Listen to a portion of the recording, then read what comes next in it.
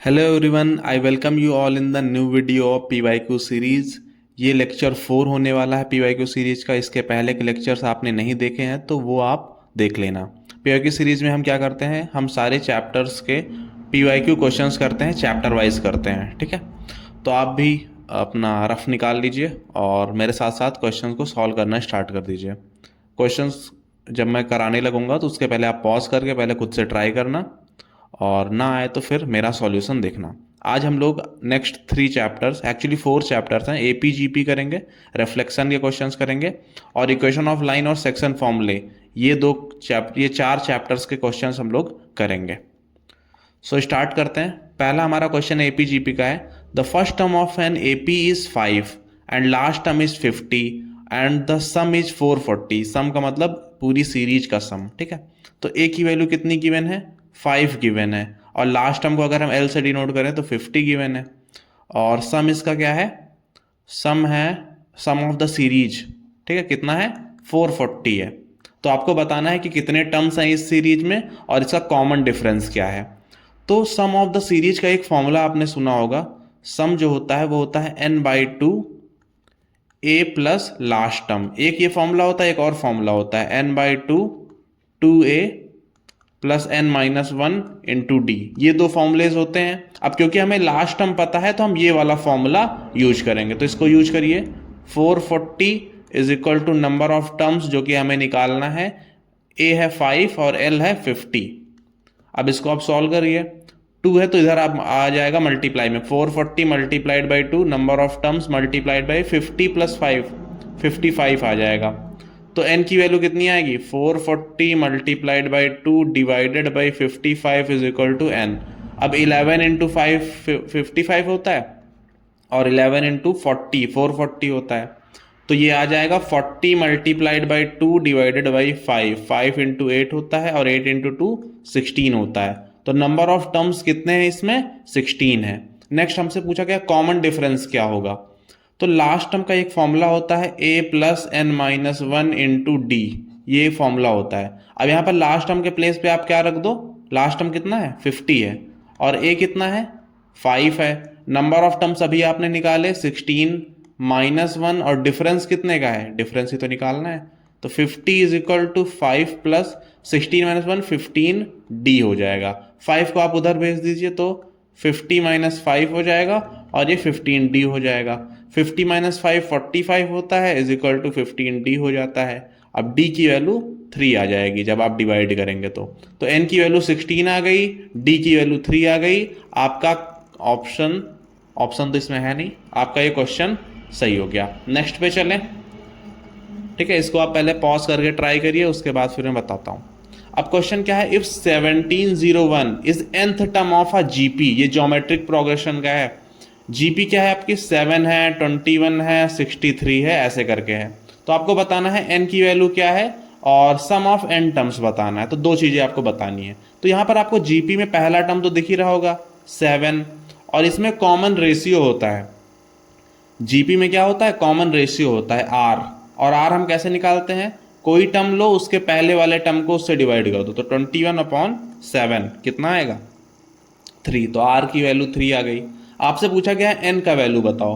अगर 1701 कोई टर्म है तो n का वैल्यू बताओ। तो यहाँ पर हम nth टर्म वाला फॉर्मूला लगा सकते हैं। nth टर्म का फॉर्मूला क्या होता है जीपी में, a इंटू आर की पावर n-1। nth टर्म कितना गिवन है 1701। a की वैल्यू कितनी है 7 है, r की वैल्यू कितनी निकाली है 3 निकाली है, और n की nth टर्म बताना है तो इसको अभी आप n-1 ही रखो क्योंकि n की तो वैल्यू बतानी है। अब 1701 is equal to 7 multiplied by 3, ये गिवन है, ये हम लोग को मिल गया। 7 को इधर भेज दो तो 1701 अपॉन में 7 is equal to 3 into n-1। 7 से डिवाइड करो इसे, 7 टू द 14, 3 आ जाएगा, 7 4 द 28, 2 7 3 ज़ा, तो 243 आ जाएगा, 3 की पावर n-1। अब आपको देखो यहाँ पर बेस में क्या है 3 है, आप इधर साइड भी 3 को बेस में लाने की कोशिश करो। क्या 3 का कोई पावर 243 होता है, तो देखो 3 का पावर 3 27 होता है, 3 का पावर 4 करेंगे तो 81 आता है, और 3 का पावर 5 करेंगे तो 243 आता है। तो इसको आप ऐसे लिखो, 243 इज इक्वल टू 3 का पावर n-1। 243 को आप क्या लिख सकते हो, 3 का पावर 5 लिख सकते हो, और इधर क्या है 3 का पावर n माइनस वन। अब आप कंपेयर कर लो तो 5 की वैल्यू किसके इक्वल हो जाएगी, n माइनस वन की इक्वल हो जाएगी, और यहाँ से n का वैल्यू कितना आ जाएगा 6 आ जाएगा। तो पहला आपका ए का कौन सा आंसर आएगा, 6 आ जाएगा। आगे क्या पूछा गया है, find the sum of n terms of GP. यहाँ पर जो n लिखा है ये 6 है क्योंकि n का वैल्यू 6 आया ना। अब आपको 6 टर्म्स ऑफ जीपी का सम बताना है, ठीक है। तो सम का फॉर्मूला क्या होता है, सम का फॉर्मूला आप लोगों ने जीपी में देखा होगा, ए होता है ब्रैकेट में r की power n minus one upon r minus one. एक और फॉर्मूला आपने देखा होगा, a 1 माइनस आर की power n upon 1 minus r. अब ये अलग अलग फॉर्मूलेज हैं, इनको आपको अपने हिसाब से यूज करना है। जब भी r की वैल्यू ग्रेटर देन वन हो, ठीक है, इस वाले r की वैल्यू ग्रेटर देन वन हो तो ये फॉर्मूला यूज कर लो, और जब भी r की वैल्यू लेस देन वन हो तो ये फॉर्मूला यूज कर लो। क्योंकि देखो अगर आप r की वैल्यू ज़्यादा है वन से तो आप इसको आगे रखेंगे तो माइनस करेंगे तो पॉजिटिव रहेगा, लेकिन अगर r की वैल्यू कम है तो उसको अगर आप आगे रखेंगे तो माइनस में आंसर आ जाता है। इस वजह से अलग अलग फॉर्मूलेज हैं, बाकी आप सॉल्व करोगे तो सेम ही आंसर आता है, ठीक है, उसका दिक्कत नहीं है। तो अब यहाँ पर वैल्यूज पुट करो, क्योंकि r का वैल्यू 3 है ना तो हम ये वाला फॉर्मूला यूज करेंगे। a का वैल्यू कितना है 7 है, r का वैल्यू 3 है, पावर में n माइनस वन, और नीचे क्या है r है 7, नहीं r है 3, 3 माइनस वन 2 आ जाएगा। तो 7 इंटू 3 का पावर, आप देखो n के प्लेस पे आप 6 रख दो, है ना, n के प्लेस पे 6 minus one upon 3 minus one कितना होता है 2 होता है। अब 3 का पावर 6 का वैल्यू आपको निकालना है तो कितना आएगा, 3 का पावर 5 243 होता है, तो 243 इंटू 3 कर दो, 9 3 4 12 1 3 2 6 1 7 1729 आएगा। तो 7 इंटू 1729 में से 1 माइनस करो तो 1728 अपॉन में 2 आ जाएगा। अब 2 से इसको डिवाइड कर दो तो 7 इंटू 2 8 जा 16 1 6 4 864। अब आप इसको सॉल्व कर लीजिएगा, जो आंसर आएगा वही आपका आंसर होगा, 7 इंटू 864। अब चलते हैं नेक्स्ट क्वेश्चन पे। नेक्स्ट क्या है, सेवंथ टर्म ऑफ एपी आपको बताना है। तो यहां पर एक एपी सीरीज गिवन है, पहला टर्म है 1 अपॉन ए, दूसरा टर्म है 1 अपॉन ए प्लस वन, तीसरा टर्म है 1 अपॉन ए प्लस टू, और फिर इसके आगे एज इट इज है। आपको बताना है कि सेवंथ टर्म क्या होगा। तो देखो जो एपी होता है उसमें हमारा nth टर्म का फॉर्मूला क्या होता है, a plus n minus one D. वैसे आप इसको लॉजिक से भी कर सकते हो, एक एक करके बढ़ाते जाओ तो आपको सेवंथ नंबर पे मिले जो वही आपका आंसर होगा। पर इसको आप ऐसे भी कर सकते हो फॉर्मूले से भी। तो nth टर्म आपसे पूछा गया है, सेवंथ पूछा गया है ना, तो a7 आपसे पूछा गया है। a का वैल्यू कितना है, a का वैल्यू वही होता है जो पहला टर्म होता है 1 अपॉन ए, और आपको कौन सा चाहिए सेवंथ चाहिए तो 7 माइनस वन कर दो। और डिफरेंस कितने का है आपको डी का वैल्यू बताना है, डी का मतलब होता है कॉमन डिफरेंस, इसमें और इसमें कितने का डिफरेंस है, देखो 1 अपॉन ए प्लस वन, और इसमें से माइनस कर दो 1 अपॉन ए तो ये कैंसिल आउट हो गया, तो कॉमन डिफरेंस प्लस वन बचा, तो 1 से मल्टीप्लाई कर दो, तो 1 अपॉन ए प्लस 7 माइनस वन 6, तो ये आपका सेवंथ टर्म आ गया, ठीक है। सेवंथ टर्म आपका कितना आया, 1 अपॉन ए प्लस 6 आया। नेक्स्ट क्वेश्चन पे चलते हैं। ये यहाँ पर आपको एक जीपी गिवन है, यहाँ पर आपको बताना है find the nth term of GP in terms of n। तो इन टर्म्स ऑफ n बताना है, तो पहले तो आपको जीपी लिख लेना है, 15 है, 30 है, 60 है, 120 है। यहाँ से a की वैल्यू कितनी आ गई, 15 आ गई। r का वैल्यू बताइए कितना आएगा, इसको डिवाइड करना है, ठीक है। तो 30 अपॉन 15 करेंगे तो कितना आएगा, 2 आएगा, तो r का वैल्यू 2 आ गया। अब पूछा गया है nth टर्म बताना है जीपी का n के टर्म्स में। तो देखो जो nth टर्म होता है अभी मैंने बताया कितना होता है, a इंटू आर की पावर n माइनस वन। तो a का वैल्यू कितना है 15 है, r का वैल्यू कितना है 2 है, और n माइनस वन, तो 15 इंटू 2 की पावर n माइनस वन, ये आपका क्या आ जाएगा, nth टर्म आ जाएगा। आगे क्या पूछा गया है, how many terms of above GP will give 945। मतलब कि इन जीपी के, ये जो आपको जीपी दिख रही है ना 15 30 60 120, इसके कितने टर्म्स को ऐड करेंगे तो 945 आएगा। बेसिकली आपको सम गिवन है, सम का फॉर्मूला मैंने अभी बताया क्या होता है, a इंटू आर की power n minus one bracket में और नीचे r माइनस वन। क्योंकि r की वैल्यू 1 से ज़्यादा है इसलिए हम ये फॉर्मूला यूज करेंगे। सम इन्होंने ऑलरेडी दे रखा है 945, आपको n का वैल्यू बताना है, ठीक। तो 945 रख दो, बाकी वैल्यू तो आपको पता ही है, a का वैल्यू कितना है 15, r का वैल्यू कितना है 2, पावर n माइनस वन, और नीचे 2 - 1 करोगे तो 1 ही रहेगा, तो कोई प्रॉब्लम नहीं है यहाँ पे कैलकुलेट करने में। अब 15 × 2 की पावर n-1 की वैल्यू कितनी हो गई है? 945। अब ये 15 देखो उधर जाएगा तो डिवाइड में जाएगा, मैं डायरेक्ट डिवाइड कर देता हूँ। 15 इंटू कितना आएगा? 690 आ जाएगा, 4 कैरी 45 तो 3 आ जाएगा। तो 2 की पावर n-1 की वैल्यू कितनी आ गई? 63 आ गई। अब 2 की पावर n-1 को उधर भेज दो तो 63 + 1 64 हो जाएगा। अब 64 को 2 के पावर के टर्म्स में लिखो, कितना आएगा? 2 का पावर 6 आ जाएगा, है ना। 2 के पावर 5 32 होता है, 2 का पावर 6 64 आता है। अब यहाँ से जब आप कंपेयर करोगे तो n और 6 n = 6 आ जाएगा। तो ये आपका करेक्ट आंसर हो गया, ऑप्शन नहीं बी वाले का आंसर आ गया n = 6। तो 6 terms of this GP will give you the sum 945। अब चलते हैं नेक्स्ट क्वेश्चन पे। The nth term of AP is given by this. तो यहां पर an जो है ना वो डायरेक्ट गिवन है, 6 × 7 - n। इसका पहला टर्म फाइंड करना है आपको, फर्स्ट टर्म और कॉमन डिफरेंस, और इसके पहले 25 टर्म्स का सम बताना है। तो देखो काफी सिंपल है। यहां पर पहला टर्म क्या होता है? a1 ही तो होता है। तो यहां पर n के प्लेस पे 1 रख दो तो आपको पहला टर्म मिल जाएगा। तो a1 = 6 7 - 1, 6 × 7 - 1 6 होता है, तो ये 36 आ जाएगा ना, 6 × 6। तो जो 36 है यही आपका पहला टर्म हो जाएगा। इन्होंने पूछा कॉमन डिफरेंस, तो देखो कॉमन डिफरेंस कब मिलता है? जब आपको एटलीस्ट 2 टर्म्स बताऊं। तो आप दूसरा टर्म भी निकाल लो। a2 का वैल्यू कितना आएगा? 6 × 7 - 2 कितना आ गया? 6 × 5 जो कि 30 आ गया। अब पहला टर्म 36 है, दूसरा टर्म 30 है, तो आपका कॉमन डिफरेंस क्या आएगा? दूसरे वाले में से पहला माइनस करो तो -6 आ रहा है। तो कॉमन डिफरेंस कितने का आएगा? यहाँ पे -6 का आएगा। आगे आपसे क्या पूछा गया है? इसके पहले 25 टर्म्स का सम बताओ। कितने टर्म्स का? 25 टर्म्स का सम बताओ। तो देखो सम का फॉर्मूला मैंने क्या बताया था? n/2 2a + n-1 × d। Sum of n terms पूछा गया है। नंबर ऑफ टर्म्स कितने हैं? 25। तो 25/2। 2 × a कितना है? a का वैल्यू है, पहले टर्म का वैल्यू कितना है? 36। 36 नंबर ऑफ टर्म्स 25 - 1 24, और d का वैल्यू कितना है? -6 है। अब देखो यहाँ से 25/2, 36 × 2 कितना आएगा? 72 आएगा। एंड 24 × -6 कितने का आएगा? कितना आएगा? -144। ठीक है।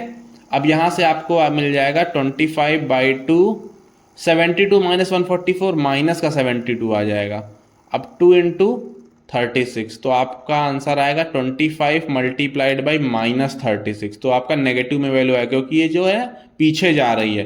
पहला टर्म 36 है, फिर 30 है, फिर 24 है, तो कम होता जाएगा ना, तो नेगेटिव आंसर आएगा इसका। तो सम ऑफ n टर्म्स कितना आएगा? 25 × 36। इसको सॉल्व कर लेना, यही आपका करेक्ट आंसर हो जाएगा।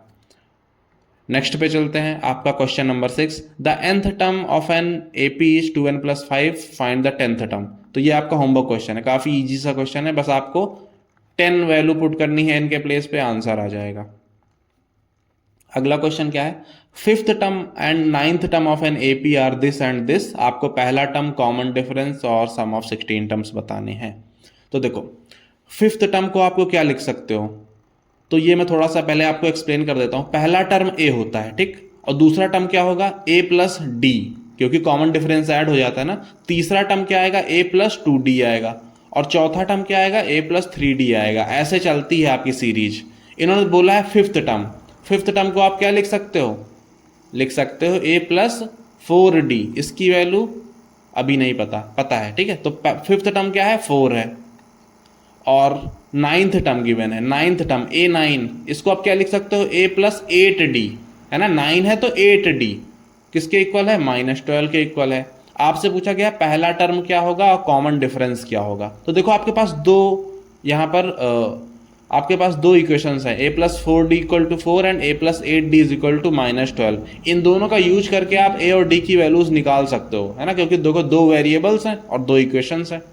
तो आपको क्या करना है, यहाँ से आप a की वैल्यू क्या लिख सकते हो? a का वैल्यू लिख सकते हो 4 - 4d, और इसको यहाँ पे पुट कर दो इस वाले इक्वेशन में। a के प्लेस पे क्या लिखो? 4 - 4d plus 8d is equal to -12। 8d minus 4d कितना आएगा, 4d आएगा।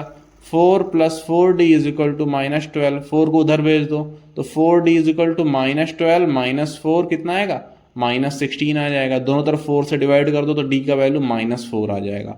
तो कॉमन डिफरेंस कितना आया, -4 आया। अब d का वैल्यू कहीं पे भी पुट कर दो, यहीं पे पुट कर दो तो a का वैल्यू आ जाएगा। तो a is equal to 4 -4 into d का वैल्यू -4, तो 4 -4 इंटू -4 प्लस का 16 आ जाएगा जो कि इज इक्वल टू 20 आएगा। तो a का वैल्यू 20 आ गया, कॉमन डिफरेंस का वैल्यू कितना आ गया, -4 आ गया। अब c है सम ऑफ 16 टर्म्स ऑफ NAP, वही सेम चीज करना है आपको। n/2 2a plus n-1 multiplied by D, values put करो यहाँ पे। कितने टर्म्स का आपको सम चाहिए, 16 टर्म्स का। तो 16/2, 2 इंटू ए कितना है 20, नंबर ऑफ टर्म्स कितने हैं 16, तो 15 हो जाएगा क्योंकि -1 हुआ ना, और डी का वैल्यू कितना है -4। अब बस आपको इसको सॉल्व कर लेना है, काफी सिंपल कैलकुलेशन है। इसको सॉल्व करने पर आपका सम का आंसर आ जाएगा। ठीक, आगे चलते हैं। Which term of an AP is 300, find the sum of terms. तो देखो सम तो मैंने काफी करा दिए हैं, तो ये आप खुद से कर लोगे। इन्होंने पूछा कौन सा टर्म AP का 300 होगा, क्योंकि ये देखो एक AP है, 15 है, 30 है, 45 है, ऐसे करते करते कहीं पर 300 आएगा ना, तो आपको बताना है कि ये 300 किस नंबर पे आएगा। जैसे 30 दूसरे नंबर पे आया, 45 तीसरे नंबर पे आया, तो 300 किस नंबर पे आएगा। तो लेट कर लेते हैं 300 इज एट n पोजीशन, है ना। या फिर आप ऐसे भी कर सकते हो, nth टर्म का फॉर्मूला लगेगा an is equal to a plus n-1 into d. nth term क्या है, 300 है, 300 है ना। ये टर्म यहाँ पे लिखते हैं, पोजीशन को यहाँ पे लिखते हैं, उल्टा मत कर देना। अब a का वैल्यू क्या है, 15 है, और नंबर ऑफ टर्म्स ये तो हमें नहीं पता ना, तो n-1 कर दो। डिफरेंस कितना है, कॉमन डिफरेंस कितने का है, देखो 15, 30, 45, तो 30 - 15 करोगे तो कॉमन डिफरेंस आएगा ना 15, तो d का वैल्यू 15 आ जाएगा। अब यहाँ से 300 इज इक्वल टू 15 प्लस, अंदर मल्टीप्लाई करो 15n -15। अब देखो 15 और 15 कैंसल आउट हो जाएंगे। 300 is equal to 15n, n का वैल्यू कितना आएगा, 300 डिवाइडेड बाई 15 जो कि आएगा 20। तो जो 20 वाला टर्म होगा इस सीरीज का वो 300 होगा। क्लियर, आगे चलते हैं। इफ 70, 75, 80 एंड 85, ये पहले 4 टर्म हैं AP के, तो आपको 10वां टर्म बताना है। काफ़ी सिंपल सा है, देखो ये है 70, फिर है 75, फिर है 80, फिर है 85। पहला टर्म क्या होगा, 70 होगा। कॉमन डिफरेंस साफ साफ दिख रहा है +5 का। आपसे पूछा गया 10वां टर्म, तो आप 10th टर्म फॉर्मूला लगाओगे a plus n-1 into D, है ना, nth टर्म का फॉर्मूला जो कि होगा a प्लस 9d। मैंने पहले ही बताया 10th टर्म तो a plus 9d, 8th term a plus 7d, 5th term a plus 4d। अब बस यहाँ पर a का वैल्यू पुट करो, d का वैल्यू पुट करो, आंसर आ जाएगा। सिंपल करके भी देख लो, a का वैल्यू 70, 9 इंटू 5 कितना आएगा, 70 plus 45, 115। Option number C correct. अब यहाँ पर क्वेश्चन नंबर 10 आ चुका है। एक AP में पहला टर्म 5 है, कॉमन डिफरेंस -3 का है, nth टर्म -7 है, तो आपको बताना है कि कौन सा टर्म -7 होगा। काफ़ी सिंपल सा है, देखो a का वैल्यू 5 है, d का वैल्यू -3 है, nth टर्म आपको क्या गिवन है, -7, तो बताना है कि कौन सा टर्म होगा -7। तो nth टर्म का फॉर्मूला लगा दो, a plus n-1 into d. nth term कितना है, -7, a का वैल्यू है 5, नंबर ऑफ टर्म्स तो नहीं पता, यही तो पता लगाना है, d का वैल्यू -3। अब इसको सॉल्व कर लो, 5 प्लस -3n है ना, -3 मल्टीप्लाई होगा और यहाँ पे +3 आ जाएगा, यहाँ पे -7, 5 + 3 8 -3n और ये -7। अब आप क्या करो, -3n को उधर भेज दो तो 3n हो जाएगा, और -7 को इधर बुला लो तो 8 + 7 हो जाएगा। 3n की वैल्यू 15 और n का वैल्यू 5, तो मतलब कि 5th टर्म जो होगा वो -7 होगा। Clear, option A. अब ये आपका शायद लास्ट क्वेश्चन होगा। Sum of first 20 terms of an AP is, तो पहले 20 टर्म्स का सम बताना है। फॉर्मूला मैंने ऑलरेडी बता रखा है, n/2 2a plus n-1 into D. Simple बस वैल्यूज पुट करनी है। नंबर ऑफ टर्म्स इन्होंने बताया है 20, पहला टर्म है 2 और कॉमन डिफरेंस कितने का है, देखो यहाँ पर +2 का है ना, +2। अब बस वैल्यूज पुट कर दो, 20/2, 2 इंटू ए कितना है 2, नंबर ऑफ टर्म्स 20 -1 डिफरेंस 2 का। बस इसको सॉल्व करना है, आपका आंसर आ जाएगा। क्लियर, काफ़ी सिंपल सा है। अब यहां पर आपका ये चैप्टर खत्म हुआ एपीजीपी। अगला जो आपका चैप्टर है वो है रिफ्लेक्शन। ठीक है, ये भी काफ़ी सिंपल सा चैप्टर है, इसलिए मैंने इसके ज़्यादा क्वेश्चंस नहीं रखे हैं, क्योंकि इसमें आप अगर 1 या 2 क्वेश्चन कर लें तो बाकी क्वेश्चन जो होते हैं वो सिमिलर ही होते हैं। अब जैसे यहाँ पर बोला गया है इन द गिवन ग्राफ ABCD एक पैरेललोग्राम है। ठीक है, ये जो आपको ग्राफ दिख रहा है ना, इसमें ABCD एक पैरेललोग्राम है, आपको ABCD के कोऑर्डिनेट्स बताने हैं। तो देखो ए यहाँ पर है, ये दिख रहा होगा, यहाँ पे ए है। ए का कोऑर्डिनेट क्या होगा, देखो पहले हम लोग एक्स लिखते हैं फिर वाई लिखते हैं, है ना, दो चीज़ें होती हैं कोऑर्डिनेट में। तो देखो यहाँ पर ए है, ये एक्स में देखो कितना है, एक्स में 3 है तो 3 लिख दो, और वाई में कितना है, वाई में भी 3 है तो 3,3 आ गया। आते हैं बी पे, बी कहाँ पर है, बी यहाँ पर है। ठीक, बी यहाँ पर है। अब बी को कैसे निकालेंगे, तो देखो बी है वाई एक्सिस पर, है ना, वाई एक्सिस पर है। तो पहले हम क्या देखेंगे, एक्स देखेंगे। जब भी कोई वाई एक्सिस पर होता है तो उसका एक्स कोऑर्डिनेट 0 ही होता है। ठीक, अब वाई कोऑर्डिनेट आप देख लो, वाई कोऑर्डिनेट कितना है 2 है, लेकिन ये नीचे साइड है ना तो -2 होता है, तो 0, -2। सी पॉइंट देख लो, सी यहाँ पर है। सी को अगर मैं एक्स में देखूं तो एक्स में ऊपर जाएंगे तो ये -4 आएगा, और इधर लेफ्ट साइड राइट साइड में जाऊंगा तो आपको वाई मिलेगा, वाई में 2 है, -2। डी देख लो कितना आएगा, डी कहाँ पर है, ये यहाँ पर है। एक्स में अगर मैं देखूंगा तो एक्स में देखूंगा तो -1 आएगा, और अगर मैं वाई में देखूंगा तो वाई में 3 आएगा, तो -1, 3। तो ये आपके कोऑर्डिनेट्स हो गए। आई थिंक ये सबको आता ही होगा, इसमें ऐसा कुछ नहीं है अलग, बस आपको कोऑर्डिनेट्स पता करने हैं डायग्राम से देख करके। ठीक है, तो अब आते हैं क्वेश्चन बी पर, है ना, बी पार्ट पर। Calculate the coordinates of P the point of intersection of diagonal AC and BD। तो ये जो आपको पैरेललोग्राम दिख रहा है, इसके देखो वर्टिसेस A है, B है, C है और D है। अब इनके थ्रू एक लाइन है, जैसे AC जो है ना, एक क्या है, एक डायगोनल है, वैसे ही BD भी एक डायगोनल है। अब ये इंटरसेक्ट होते हैं P पॉइंट पे। आपको बताना है कि P का कोऑर्डिनेट क्या है। इसको मैं थोड़ा बाहर बना देता हूँ, कुछ ऐसा है, देखो ये एक हमारा क्या है, ये एक पैरेललोग्राम है, एक ये ए है, ये बी है, ये सी है और ये डी है। अब इसके बाद ये यहाँ पर इंटरसेक्ट हो रहे हैं, ये हमारा पी कोऑर्डिनेट है। अब आपको पी का कोऑर्डिनेट बताना है। अब पी यहाँ पर देख के नहीं निकलेगा, क्योंकि बीच में कहीं पर कट हो रहा होगा। तो एक प्रॉपर्टी होती है कि जो पैरेललोग्राम होते हैं उनका जो इंटरसेक्शन होता है वो बिल्कुल मिड में होता है, बेसिकली बाइसेक्ट करते हैं। जैसे यहाँ पर ऐसे समझो कि ये जो पी पॉइंट होगा ये डायगोनल का मिड पॉइंट होगा। ठीक है, ये दोनों डायगोनल्स का जो मिड पॉइंट होगा वहीं पर ये बाइसेक्ट होते हैं। तो आपको बेसिकली क्या करना है, कोई दो पॉइंट ले लो, उनका मिड पॉइंट निकालो। जैसे कि अगर मैं डी और बी ले लूं, इसका जो मिड पॉइंट आएगा वो पी आएगा, या फिर मैं ए और सी ले लूं, इसका जो मिड पॉइंट आएगा वो पी आएगा। ठीक है, तो मैं ले लेता हूं ए सी, ले लेता हूं ए और सी।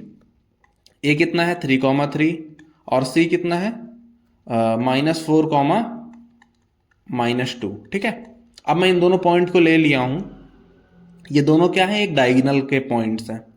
इनका जो मिड पॉइंट होगा वही P होगा, तो इनका बस आपको मिड पॉइंट निकालना है। मिड पॉइंट हम कैसे निकालते हैं, x1 + x2/2 और y कोऑर्डिनेट क्या आएगा, y1 + y2/2। ये x1 और y1 क्या है, ये जो पहला पॉइंट है इसमें x1 और y1 हो जाएगा, दूसरा जो पॉइंट है x2 और y2 हो जाएगा। तो x1 कितना है 3 है, x2 कितना है -4 है, ठीक, अपॉन में 2 कर लो, और y1 कितना है 3 है और y2 कितना है -2 है, अपॉन में 2 कर लो। तो कितना आएगा 3 - 4 कितना होता है -1/2, और 3 - 2 कितना होता है 1/2। तो यही आपका आंसर आ जाएगा।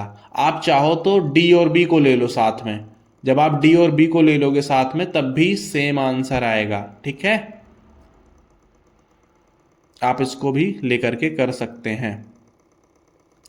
तो यहाँ पर आपका ऑप्शन नंबर बी वाला भी आपका पार्ट खत्म हुआ। Find the slope of side C B and D and verify that they represent parallel lines. तो इसको मैं इरेज कर देता हूँ, फिर मैं आपका थर्ड वाला पार्ट सी पार्ट सॉल्व करता हूँ।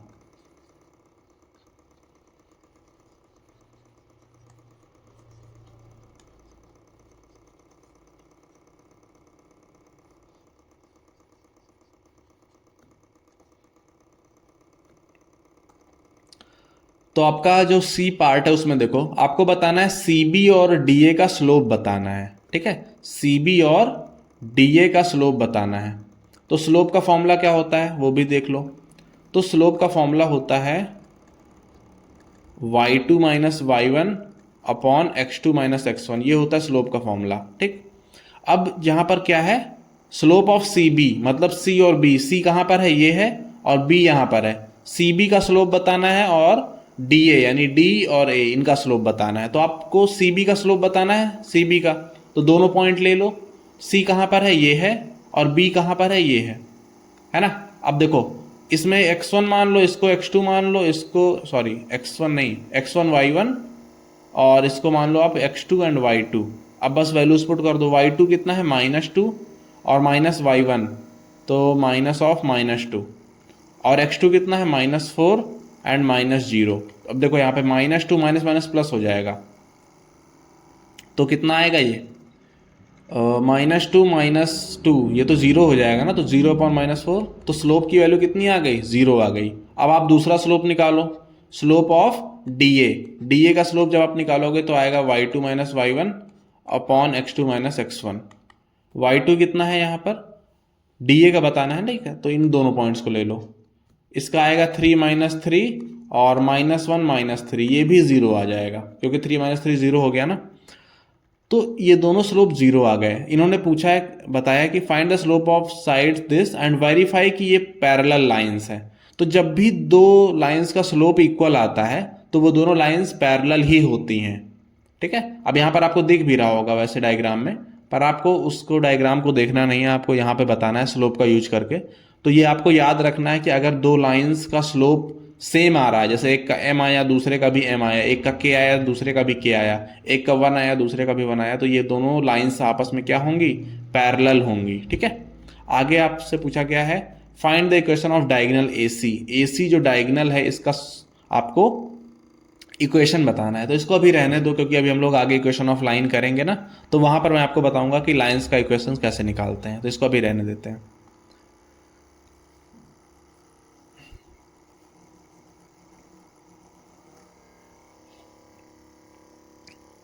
अब करते हैं दूसरा क्वेश्चन जो कि use a graph paper for this question taking 2 centimetre is equal to 1 unit both the axes. अब यहाँ पर आपको ग्राफ पेपर की हेल्प से बनाना है, तो मैं यहाँ पर रफ ग्राफ पेपर टाइप बना देता हूँ। ठीक है, इसको मान लो कि ये हमारा ग्राफ पेपर है। ठीक है, ये हमारी एक्स एक्सिस है और ये वाई एक्सिस है। आपसे क्या बोला गया है ABC ये 3 पॉइंट्स आपको प्लॉट करने हैं, तो मैं बना लेता हूँ 1 2 3 4 5 6 7 1 2 3 4 -1 -2 -3 -4 1 -1 -2 -3 -4 ऐसे कुछ है। 1 और 3 यानी x में 1 और y में कितना 1 2 और 3, तो यहाँ पर आपका पॉइंट बनेगा A। ठीक है, A पॉइंट है 1,3, B पॉइंट है 1,2, तो ये कहाँ बनेगा यहाँ पे बन जाएगा B 1,2। C पॉइंट है 3,0 यानी x पे 3 और y पे 0, मतलब ये बनेगा यहीं पर क्योंकि y 0 है ना। अगर y 0 हो तो x एक्सिस पे बनता है, x 0 है तो y पे बनता है, तो ये आपका C पॉइंट हो गया 3,0। अब आपसे क्या बोला गया है AB को x एक्सिस पे रिफ्लेक्ट करिए।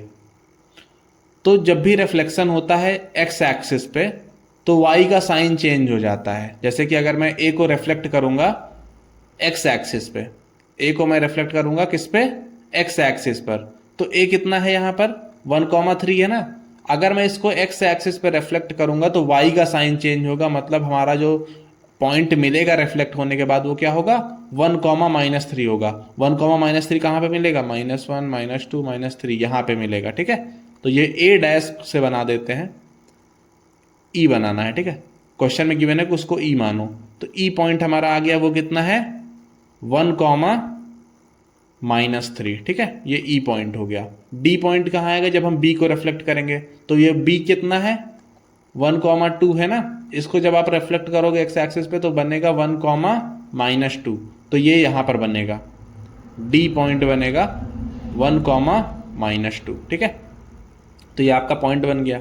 इसके बाद क्या करना है, इनके कोऑर्डिनेट्स लिखने हैं, लिख दिए मैंने, तो बी ये भी आपका खत्म हो गया। Reflect A and B through the origin and name their images at F and G. अब आपको क्या करना है, ए और बी को ओरिजिन पे रिफ्लेक्ट करना है। तो देखो एक्स पे रिफ्लेक्ट हो सकता है, वाई पे हो सकता है और ओरिजिन पे हो सकता है। जब एक्स पे होगा तो वाई का साइन चेंज, वाई पे होगा तो एक्स का साइन चेंज, और ओरिजिन पे होगा तो दोनों के साइन चेंज। तो जो ए को अगर मैं ओरिजिन पे रिफ्लेक्ट करूंगा तो ये 1,3 से -1,-3 हो जाएगा। तो ये -1, -2 एंड -3, एक्स पे -1 और वाई पे -3, तो ये यहाँ पर बनेगा, ठीक है। ये कहाँ पर बनेगा, यहाँ पे बनेगा, और इसको f बना देना है और दूसरे वाले को करके g बना देना है, ठीक। a और b को रिफ्लेक्ट करना है ओरिजिन पे, तो ये भी हो गया। इसका कोऑर्डिनेट क्या आएगा, -1, -3 एंड -1, -2। अब इसके बाद क्या करना है, ए बी सी को वाई एक्सिस पे रिफ्लेक्ट करना है और उनका नाम देना है JIH। तो ए बी सी को, ए कितना है, ए यहाँ पे है, बी यहाँ पे है और सी यहाँ पर है, इन तीनों को आपको रिफ्लेक्ट करना है वाई पे। वाई कौन सी एक्सिस है, ये वाली, और जब आप वाई पे करते हैं तो एक्स का साइन चेंज होता है, तो 1,3 से -1,3 बनेगा, जो कि यहाँ पे आएगा, ठीक है। कहाँ पे आएगा, यहाँ पर, ये आ जाएगा। इसको बनाना है J, और B को जब करेंगे तो यहाँ पे आएगा, इसका नाम बनेगा I। और जब आप C को करेंगे, C कितना था 3,0 था ना, देखो अब ये हो जाएगा -3,0, यहाँ पर बनेगा जा करके। अब मैं थोड़ा सा आपको फिर से हाईलाइट करके दिखा देता हूँ, ठीक है।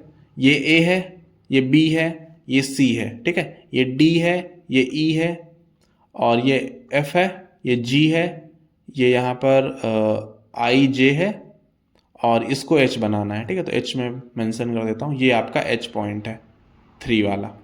अब ये आपको सारे पॉइंट्स मिल गए हैं, आपसे बोला गया है कि इसको आपको क्या करना है, ज्वाइन कर देना है सारे पॉइंट्स को। तो ज्वाइन कर देते हैं किसी और कलर से।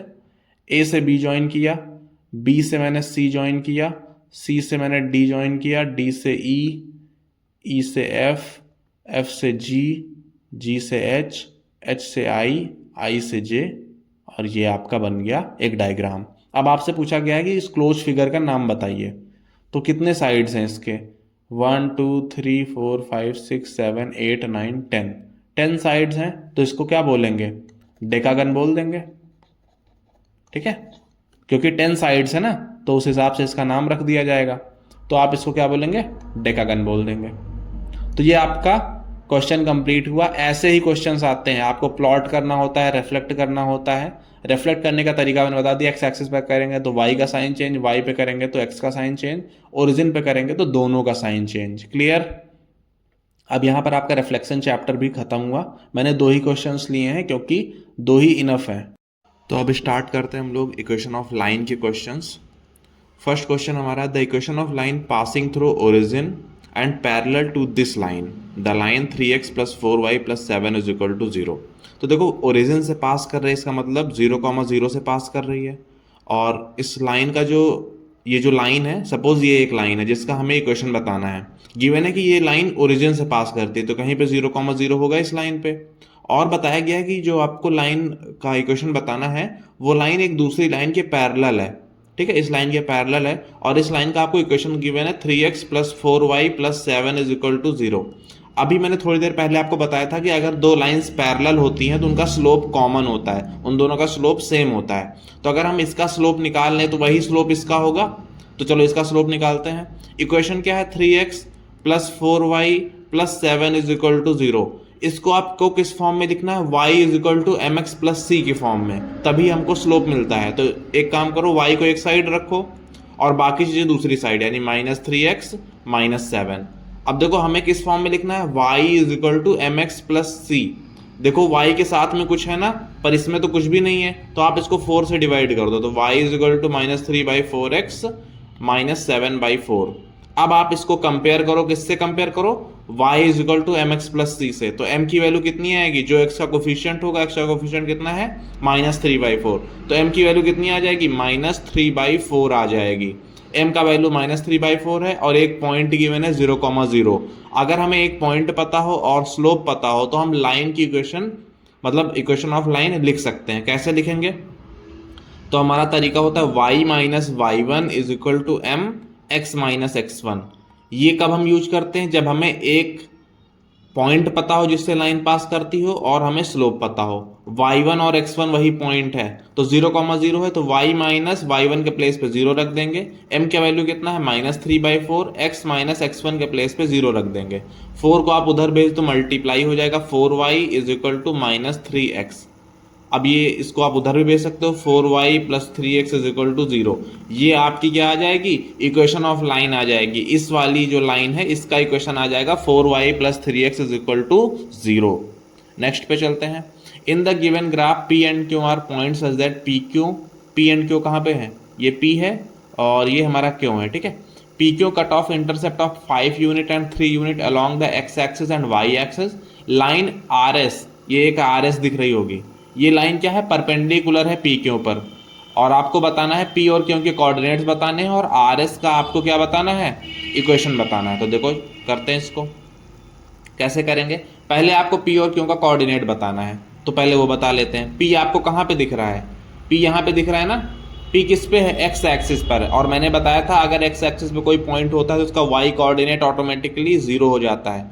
तो P का y कोऑर्डिनेट तो 0 हो जाएगा। x कोऑर्डिनेट कितना है, P कहाँ पर कट करता है, P and Q are points such that PQ cut off intercept of 5 unit, P 5 unit cut कर रहा है, मतलब ये 5 है, तो x हमारा 5 हो जाएगा। और Q कहाँ पर है, Q है y एक्सिस पर। अगर कोई पॉइंट y एक्सिस पर होता है तो उसका x वाला 0 होता है, तो इसका ये 0 हो जाएगा। और ये कितना कट कर रहा है, 3 यूनिट कट कर रहा है, मतलब यहाँ पे 3 होगा, तो 0, -3 होगा, क्योंकि नीचे साइड पे क्या होता है, नेगेटिव नंबर शुरू हो जाते हैं ना, तो 0, -3 होगा। समझ आ गया। P और Q के कोऑर्डिनेट्स लिखने थे, लिख लिए। अब आगे आपसे पूछा गया है कि RS जो लाइन है, ये देखो R और S, इस लाइन का आपको बताना है, इक्वेशन बताना है। तो यहाँ पर आपको देख के समझ आ रहा होगा कि जो RS लाइन है ये कहाँ से पास हो रही है, ओरिजिन से पास हो रही है। मतलब RS लाइन कहाँ से पास हो रही है, 0,0 से पास हो रही है। और मैंने बताया अगर आपको एक पॉइंट पता हो और एक स्लोप पता हो उसका, तो आपको उसका इक्वेशन लिखने में कोई प्रॉब्लम नहीं होगी। तो अब इसका हम स्लोप कैसे निकालेंगे, RS का स्लोप कैसे निकालेंगे। अगर RS पैरेलल होता तो स्लोप बराबर मिल जाता, लेकिन यहाँ पर वो भी नहीं है। पर यहाँ पर इन्होंने बताया है कि जो RS वो परपेंडिकुलर है, और परपेंडिकुलर जब होता है तो स्लोप का एक कंडीशन होता है। देखो दो चीजें होती हैं, या तो लाइन पैरेलल होगी, है ना, या तो लाइन पैरेलल होगी या तो परपेंडिकुलर होगी। अगर पैरेलल है तो दोनों का स्लोप इक्वल है, m1 और m2, यानी अगर दो लाइंस है तो दोनों का स्लोप सेम हो जाएगा, m1 जितना है उतना m2 हो जाएगा। लेकिन अगर लाइंस परपेंडिकुलर होती हैं तो m1 डॉट m2 की वैल्यू -1 हो जाती है। कितनी हो जाती है, -1 हो जाती है। तो ये दोनों चीजें आपको याद रखनी है, ये कॉन्सेप्ट आपने पढ़ा होगा, तो इसी का यूज करेंगे हम लोग। पहले मैं क्या करूंगा, उस लाइन का स्लोप निकालूंगा जो मैं निकाल सकता हूं। मैं PQ का आराम से निकाल सकता हूं, PQ का स्लोप निकाल सकता हूं। कैसे, स्लोप का फॉर्मूला क्या होता है, y2 minus y1 upon x2 minus x1। और हमें दो पॉइंट्स पता है PQ के, है ना, तो इसको पुट करो। y2 कितना है, -3 है, -3 और -0, और x2 कितना है, 0 -5, कितना आ जाएगा, -3 अपॉन -5, जो कि 3/5। अब इस लाइन PQ लाइन का स्लोप कितना है, 3/5 है, पर हमें RS का चाहिए ना, हमें RS का चाहिए। तो जो स्लोप ऑफ PQ होगा उसको अगर मैं RS के स्लोप से मल्टीप्लाई करूंगा तो कितना आएगा, -1 आएगा। क्यों आएगा, क्योंकि दोनों आपस में परपेंडिकुलर लाइंस हैं। PQ का स्लोप कितना है, 3/5 है। RS के स्लोप को आप m1 ले लो या फिर m2 ले लो, इक्वल टू -1। m2 का वैल्यू कितना आ जाएगा, -5/3 आ जाएगा। तो जो हमको लाइन चाहिए उसका स्लोप क्या है, -5/3। और पास कहाँ से हो रही, देखो दिख रहा होगा डायग्राम में, 0,0 से।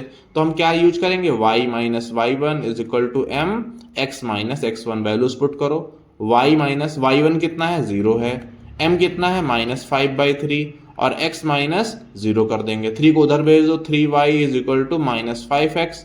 इसको इधर बुला लो तो 3y plus 5x is equal to 0। ये आपका क्या आ जाएगा, लाइन का इक्वेशन आ जाएगा, सिंपल। अब ये एक तरीका होता है, वैसे तो 3 तरीके होते हैं। अगर आपको 2 पॉइंट पता हो तब भी आप इक्वेशन ऑफ लाइन लिख सकते हो, ठीक है। तो वो आप जब क्वेश्चन आएगा तो मैं बताऊंगा। अगला क्वेश्चन देखते हैं। Point A, point B and point C ये तीनों कोलीनियर हैं, ठीक है। तो value of y in terms of x, तो आपको वाई का वैल्यू बताना है एक्स के टर्म्स में। तो कोलीनियर पॉइंट क्या होता है वो समझ लो। कोलीनियर का मतलब होता है ऐसे पॉइंट जो एक लाइन पे हों, ठीक है। जैसे ये 3 पॉइंट आपको एक लाइन पे दिख रहे हैं तो ये कोलीनियर हैं। लेकिन अगर पॉइंट यहाँ, यहाँ और यहाँ बना दूं तो क्या एक लाइन में आ पाएंगे, नहीं आ पाएंगे, तो ये नॉन कोलीनियर हो जाएंगे। तो कोलीनियर का मतलब समझ आ गया कि अगर एक लाइन में आपके पॉइंट्स हैं तो उसे हम कोलीनियर पॉइंट बोलेंगे। तो अब यहाँ पर हम कैसे निकालेंगे इसको। अब देखो कोलीनियर का मतलब एक लाइन पे है, और अगर कोई एक लाइन होती है तो उसका स्लोप फिक्स होता है। अब मान लो एक ये लाइन है, इसका स्लोप फिक्स है, आप कहीं पर भी निकालोगे इसका स्लोप सेम ही आएगा, है ना। इतना तो समझ आ रहा होगा। जैसे अगर मैं इस पर 3 पॉइंट ले लूँ या फिर 4 पॉइंट ले लूँ, अगर मैं इन दोनों की हेल्प से इसका स्लोप निकालूंगा तो कितना आएगा, मान लो x आ गया स्लोप।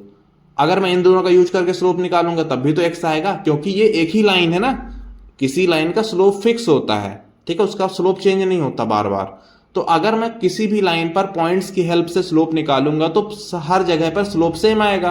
तो उसी का हम यहाँ पे यूज करेंगे। आप क्या करो, ए और बी की हेल्प से स्लोप निकालो, ठीक है, फिर बी और सी की हेल्प से स्लोप निकालो, उसको इक्वल करा दो तो एक्स और वाई में आपको रिलेशन मिल जाएगा। तो ए पॉइंट को ले लो एक्स कॉमा वाई, और बी पॉइंट को ले लो 3 कॉमा -2। अगर मैं इसकी हेल्प से स्लोप निकालूं तो कितना आएगा, y2 माइनस y1, वही फॉर्मूला लगेगा, अपॉन में x2 माइनस x1। y2 कितना है -2, -2 माइनस y अपॉन में x2 कितना है 3 माइनस x, ठीक है। ये आ गया स्लोप, ओके। अब मैं यूज करता हूं बी और सी को, स्लोप में निकालूंगा किसका यूज करूंगा, बी और सी पॉइंट को, ठीक है। इस बार ए और बी नहीं, बी और सी का यूज करूंगा। बी कितना है 3 कॉमा -2 और सी कितना है 4 कॉमा -5। इसकी हेल्प से निकालो y2 माइनस y1 अपॉन में x2 माइनस x1, कितना आएगा -5 माइनस -2 प्लस 2 हो जाएगा, और 4 माइनस 3 1 हो जाएगा। तो -5 प्लस 2 कितना आएगा -3 अपॉन 1, ठीक है। तो ये स्लोप आ गया। अब देखो ये दोनों सेम लाइन की स्लोप हैं तो दोनों बराबर होंगी ना, तो दोनों को इक्वल करा दो।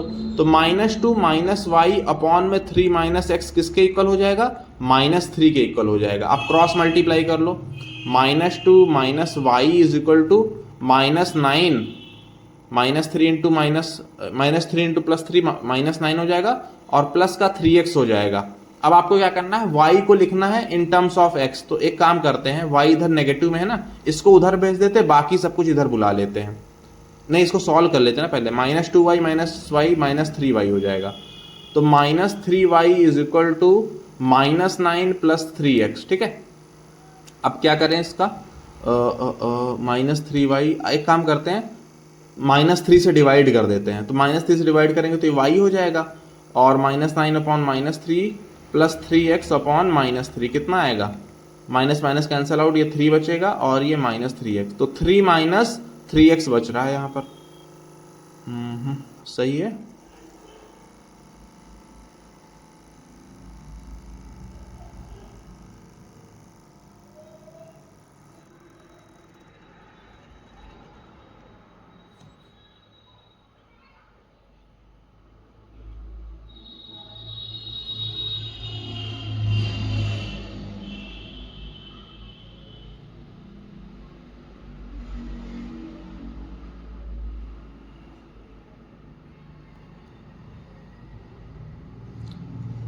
तो यहाँ पर मैंने थोड़ी गलती कर दी है, -2 माइनस वाई था, मैंने -2y बना लिया। एक सेकेंड, यहाँ पर मैं थोड़ी सा गलत मैंने नोट कर लिया, उसके बाद फिर मैंने गलत सॉल्व कर दिया। वेट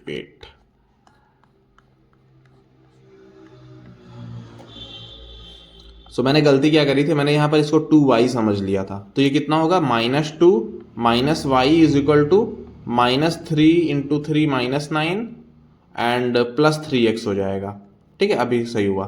अब -y को ऐसे ही रखो, -2 को उधर भेज दो, -y is equal to -9 plus 2 plus 3x हो जाएगा, और -9 प्लस 2 कितना होगा, -7 प्लस 3x हो जाएगा, और अब क्या करते हैं, माइनस से मल्टीप्लाई कर देते हैं क्योंकि इसका माइनस चला जाए, तो y is equal to 7 minus 3x, जो कि होगा ऑप्शन नंबर डी। ठीक है, तो ऑप्शन नंबर डी आपका करेक्ट हो जाएगा।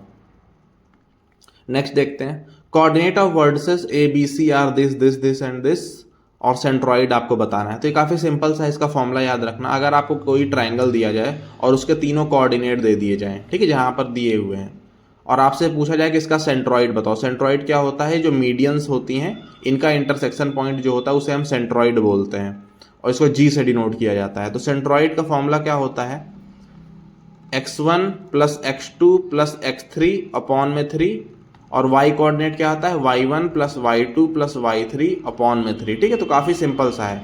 अब x1 कितना है, यहाँ पे -4 है, यहाँ पे 6 है और यहाँ पे 4 है, तो कितना आएगा, -4 प्लस 6 प्लस 4 अपॉन में 3 आ जाएगा।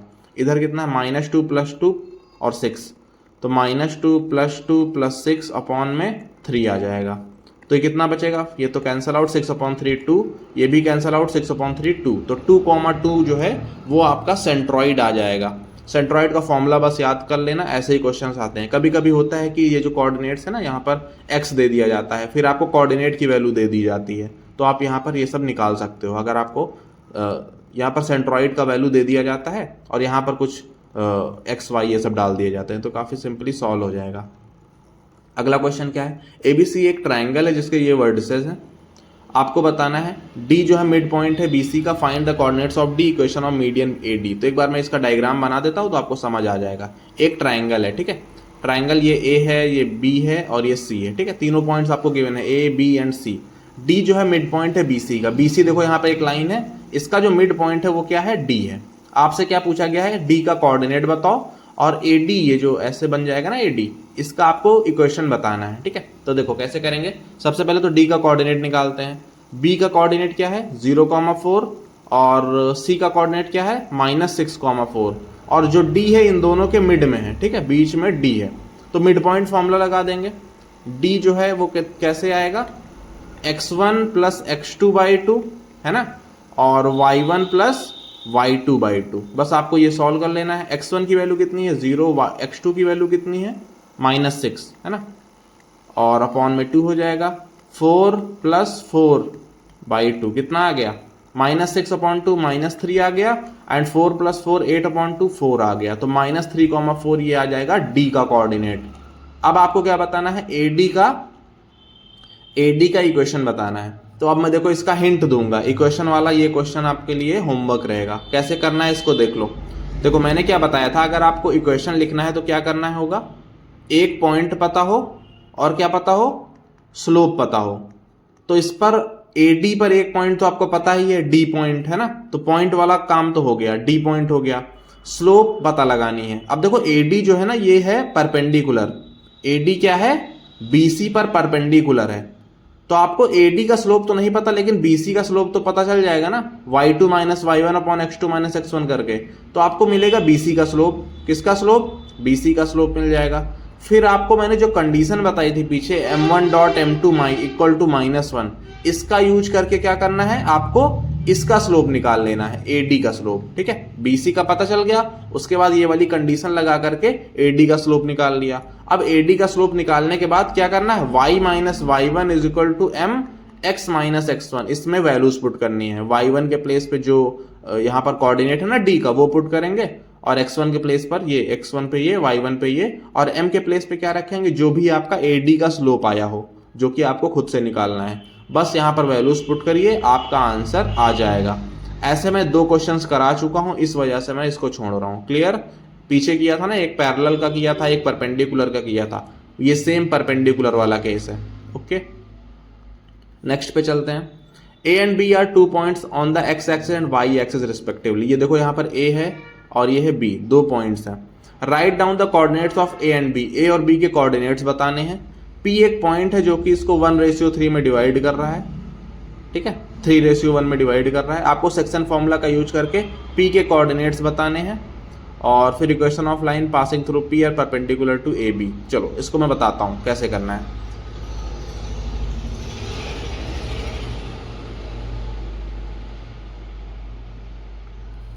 तो पहले हमको ए और बी के कोऑर्डिनेट्स बताने हैं ना। ए कहाँ पर है, ए इस साइड है, लेकिन किस एक्सिस पर है, एक्स एक्सिस पर। इसका वाई कोऑर्डिनेट 0 होगा कि नहीं होगा, अभी बताया था मैंने। तो ए का जो वाई कोऑर्डिनेट है वो तो 0 हो जाएगा। एक्स कोऑर्डिनेट बताना है, ए कहाँ पर है, देखो 4 पर है ना, तो 4,0 हो जाएगा। अगला हमसे बी का पूछा गया है, बी है वाई एक्सिस पर, तो इसका एक्स कोऑर्डिनेट 0 हो जाएगा। वाई कोऑर्डिनेट कितना है, बी देखो 4 पे है, तो 0,4 हो गया। तो ऑप्शन ए मतलब क्वेश्चन ए तो करेक्ट हो गया। अब अगला देखते हैं, P is a point on A B. अब ए बी को मैं इधर बना लेता हूँ, ए बी को लाइन को मैं सीधा सीधा यहाँ पे बना लेता हूँ। ए यहाँ पर है, ए का कोऑर्डिनेट कितना है 4,0 और बी का कोऑर्डिनेट कितना है 0,4 और बीच में कहीं पर क्या है P है, B के पास में है, P यहाँ पर है। अब आपसे P का कोऑर्डिनेट पूछा गया है x, y और आपसे बताया गया है कि किस रेशियो में डिवाइड कर रहा है। देखो 3:1 में बताया गया है, तो इधर 3 है और इधर 1 है। अब आपको सेक्शन फॉर्मूला यूज करना है, ठीक है, सेक्शन फॉर्मूला यूज करना है। कैसे यूज करेंगे, सेक्शन फॉर्मूला क्या होता है, तो सेक्शन फॉर्मूला होता है m1 x2 plus m2 x1 upon m1 plus m2, ये होता है x कोऑर्डिनेट, और m1 y2 plus m2 y1 upon में m1 प्लस m2, ये होता है y कोऑर्डिनेट, ठीक है। और ये सेम यही आएगा p आएगा x, y। अब इसको जब आप सॉल्व करोगे तो x कोऑर्डिनेट आ जाएगा p का, और इसको सॉल्व करोगे तो y कोऑर्डिनेट आ जाएगा p का। क्लियर। अब ये m1 क्या है, ये जो 3 है ये m1 है, और ये जो 1 है ये m2 है, सिंपल। अब आपको वैल्यूज पुट करनी है, m1 के प्लेस पे 3 रखो, x1 कितना है 4 है, m2 के प्लेस पे 1 आएगा और x2 क्या है 0 है, 1 इंटू 0 अपॉन में m1 प्लस m2 3 प्लस 1 4 आ जाएगा। अब y के पास आओ, m1 कितना है 3, y2 कितना है 4, m2 कितना है 1 और y1 कितना है 0 अपॉन में कितना आएगा 1 प्लस 3 4 आ जाएगा। देखो कितना आ रहा है 3 इंटू 4 12/4 3 आ जाएगा, 3 इंटू 4 और 12/4 3 आ जाएगा, तो 3,3 आ जाएगा, ठीक है। तो p का कोऑर्डिनेट कितना आएगा 3,3 आ जाएगा। क्लियर हुआ। अब ये आपका आ गया p का कोऑर्डिनेट। अब आगे आपसे पूछा क्या गया है, देखो P का कोऑर्डिनेट आपने बता दिया, आगे आपसे पूछा गया equation of line passing through P। आपको उस लाइन का इक्वेशन बताना है जो P से पास कर रही हो, ठीक है, P से पास कर रही हो। और एक और कंडीशन दी गई है AB के परपेंडिकुलर हो, P से पास कर रही हो और AB के परपेंडिकुलर हो। मतलब आपको एक पॉइंट दिया गया है, कौन सा पॉइंट, P पॉइंट 3,3 और AB के परपेंडिकुलर हो। AB आपको दिख रहा होगा ये लाइन है, तो AB से परपेंडिकुलर देकर के क्या बताया गया है, आपको स्लोप बताया गया है। आप पहले क्या करोगे, AB का स्लोप फाइंड करोगे, क्या करोगे AB का स्लोप फाइंड करोगे, फिर m1 dot m2 is equal to -1 use करके क्या करेंगे, ये जो लाइन है जो हमें चाहिए उसका स्लोप फाइंड आउट करेंगे। फिर आप क्या करेंगे y minus y1 is equal to m x minus x1, इसका यूज करके वैल्यूज इसमें पुट करके आप स्लोप निकाल लेंगे। सिंपल, बिल्कुल सिमिलर है जो अभी मैंने पीछे कराया है, इसके पहले वाला क्वेश्चन और ये बिल्कुल सेम है। 4 क्वेश्चंस मिल चुके हैं, इसका मतलब ये काफ़ी इंपॉर्टेंट चीज़ है, इसको आपको अच्छे से ध्यान करके ये वाले क्वेश्चंस को सॉल्व करना है, क्योंकि इसके इस तरह के क्वेश्चंस आने के काफ़ी ज़्यादा चांसेस हैं। तो यहाँ पर आपका लेक्चर नंबर 4 कंप्लीट हुआ। कोई डाउट हो तो आप कमेंट सेक्शन में पूछ सकते हो और पढ़ाई करते रहें। Bye bye.